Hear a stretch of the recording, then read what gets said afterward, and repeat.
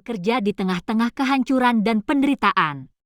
Di tengah-tengah hal yang biasa, kehancuran dan penderitaan, kita sangat sulit untuk melihat tangan Tuhan. Terkadang ketakutan akan hal yang tidak diketahui, kehilangan orang yang dicintai, atau kesulitan hidup sehari-hari dapat membuat kita lelah. Yang saya sukai dari kitab Rut adalah kita melihat dua wanita yang sangat hancur. Keduanya janda dan keduanya tidak yakin akan apa yang akan terjadi di masa depan. Mereka bergerak maju dalam iman. Dan di tengah-tengah kehancuran dan rasa sakit itulah Tuhan mulai membuka kisah indah yang berubah dari biasa menjadi luar biasa. Tangan Tuhan yang tidak terlihat sedang bekerja dalam hidup tokoh Rut ini. Tangan Tuhan yang tidak terlihat juga bekerja dalam hidup Anda. Nama Naomi berarti menyenangkan, tetapi setelah semua yang dimilikinya hilang, dia bersedih. Dia menyuruh para wanita di kampung halamannya untuk memanggilnya Mara, yang berarti pahit. Terkadang rasanya Tuhan tidak bekerja dalam hidup kita atau bahkan dia bekerja melawan kita. Yang kita lihat hanyalah kepahitan. Kepahitan dapat mengaburkan visi kita dan menyebabkan kita kehilangan harapan. Jika Anda berada di tempat itu, hari ini saya ingin menyemangati Anda. Pertama, Tuhan sangat mencintaimu.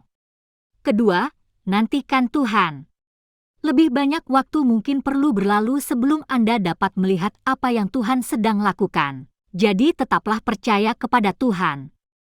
Ketiga, kepahitan merusak diri sendiri dan kepahitan akan memakan Anda.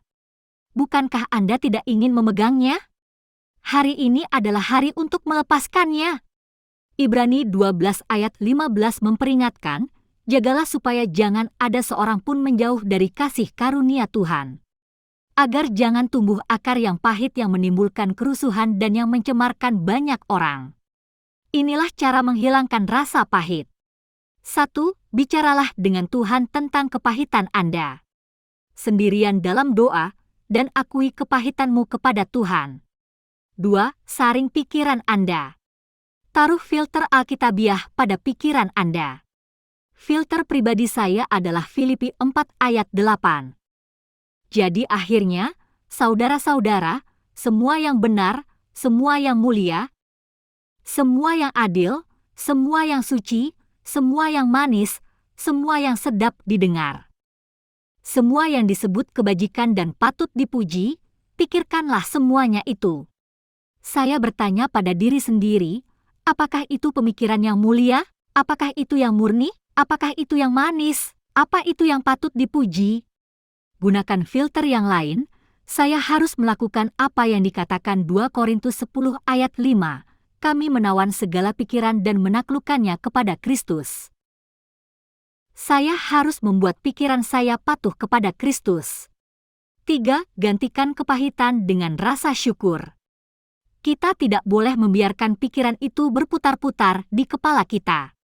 Akhirnya semua orang bisa melihatnya dalam sikap kita, kurangnya kegembiraan kita, dan bahkan dalam kata-kata kita.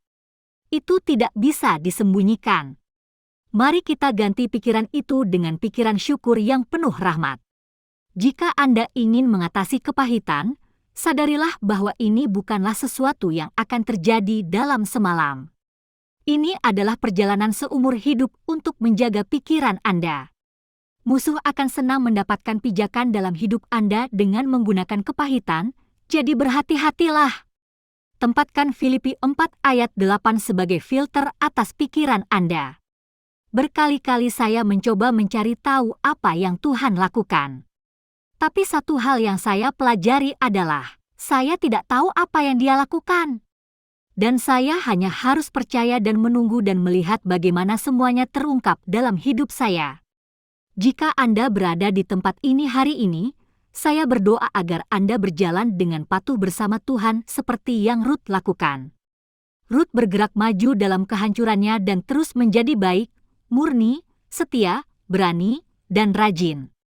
Tuhan memberkati kesetiaannya.